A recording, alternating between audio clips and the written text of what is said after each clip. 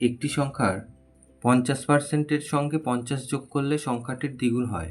সংখ্যাটি কত?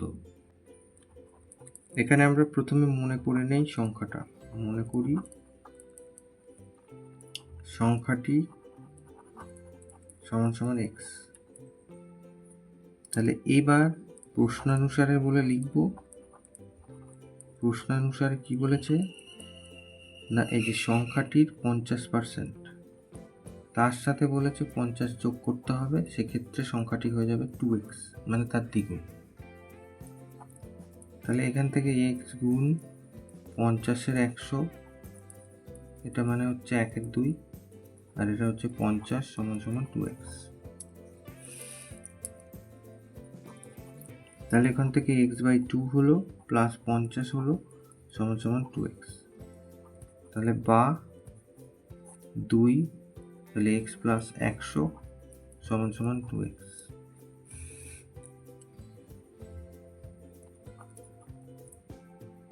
তাহলে বা x প্লাস 100 সমান সমান 2 দুগুণে 4x।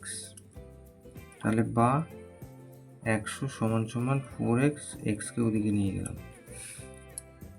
তাহলে বা 100 সমান সমান হচ্ছে 3x।